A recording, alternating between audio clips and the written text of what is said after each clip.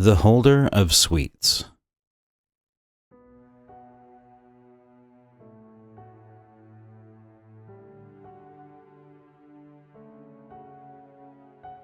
In any city, in any country, get into a car alone. Drive west until you arrive in the countryside. Find a house on a spacious lot that a family appears to live in. Exit the car from the road and walk slowly down the driveway, looking only at your feet. No matter what you may see in your peripheral, do not look up or around. Only when you arrive at the front porch may you relax, for the moment. Knock thrice, lightly, and wait. If the door does not open, call out in a confident voice, "I come for the holder of sweets," and wait again.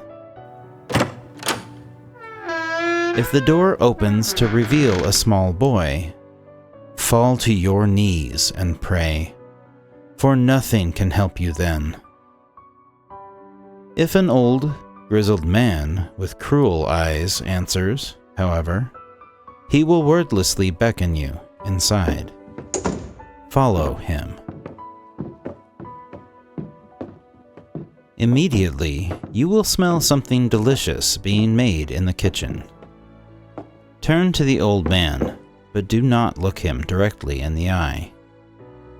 In a voice like ripping cloth, he will say, "My wife," and point you to the kitchen. Once the man vanishes, so will your final chance to turn back. The room will seem far too large for such a house. It is full of mouth-watering pastries and desserts of countless kinds, set on counters, tables, or on racks to cool. The half of the kitchen furthest from you will be painted strangely, in a fresh, vivid red. The side from which you entered is mellow shades of blue. The window near you will show a young boy and a dog on the lawn outside, playing and romping. Do no more than glance, however, for you will then be warmly welcomed by the beautiful young woman at one of the counters. Hello. She will offer you a tray of pastries or the like. Would you like a treat? Refuse immediately. The woman may pout, then shrug and smile radiantly. Oh well, would you like to make cookies with me instead? If you answer that you do not want to, or do not know how, she will drop whatever she is holding with a crash. The woman's face will twist horribly. Her jaw will snap and rehinge to make room for crooked fangs, and her flesh will fall off in splattering red sheets to show her true form underneath. It may be the last thing you see before you suffer an undying death. Torn to shreds and meaty chunks no larger than pocket change. But you will still be conscious. You will feel everything as your remains are added to the batter, and then put in the hellish heat of the oven, unable to scream, unable to see, only aware of yourself roasting and eventually being slowly devoured and digested. It would be much, much wiser to accept. She will smile again charmingly. Lovely. Hand me that measuring cup. All the while, stay by her side. Do not wander to the red side of the room, and do not touch any of the baked goods. Each time you begin to ask her a question, she will speak over you, asking for an item or for you to hold something. You must attempt to question her 12 times before she gathers all the ingredients. One too many or less, and you will suffer the undying death. After collecting and mixing, she will cross over to the red side of the room. It is hot and uncomfortable here, and instantly she will turn to her true form, as will the ingredients. Do not flinch or cry out when you see the bloody entrails and bodies that will replace the sacks of flour and pitchers of cream.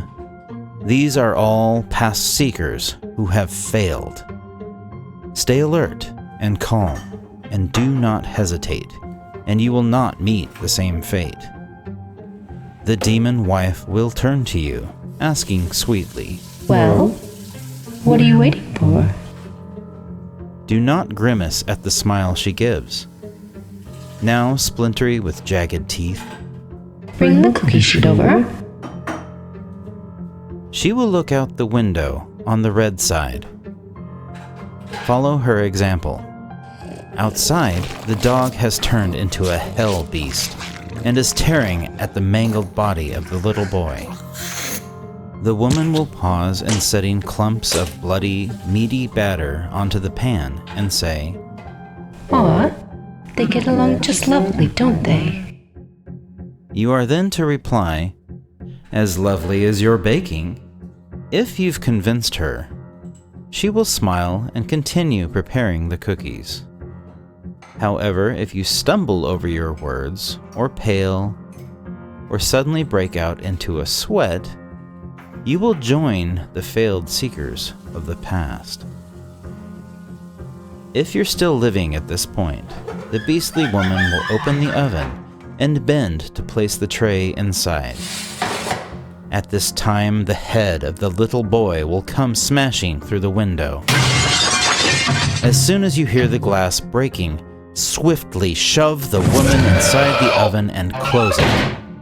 Be sure the tray has been placed firmly on the rack prior to this.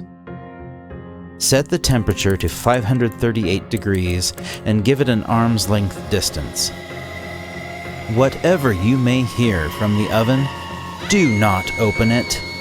Be it the screaming voices of your family or loved ones, do not open it. The boy's head will be on the counter. Ask him, what will tempt those who seek them? He will answer in a lifeless croak,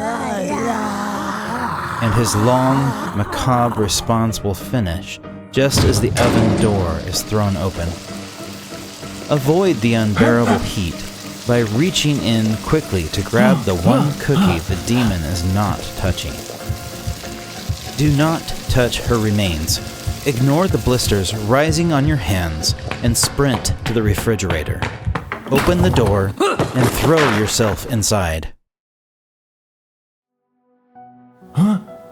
You'll find yourself on the floor of your kitchen in your own home. You're safe. For now. The cookie is object 120 of 538. May it never be consumed.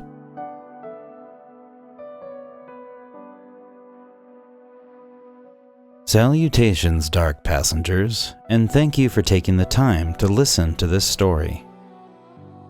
This is another entry from the Holders series on the Creepypasta Wiki that really intrigued me, so I decided to give it a go. I envisioned an odd juxtaposition of a classic 1950s mom and her decked-out middle-class kitchen, alongside a feverish and macabre culinary hellscape as the setting. I'm starting to take a liking to the Holders series, and will be doing more of these in the future. I'd like to thank Kelsbat for joining me in this piece as the demon wife. It's her first time on my channel, and I think she did wonderfully. I want to thank Myuu and Fesliyan Studios once again for the music in this piece. Another shout out to all the contributors from freesound.org, who are listed in the description.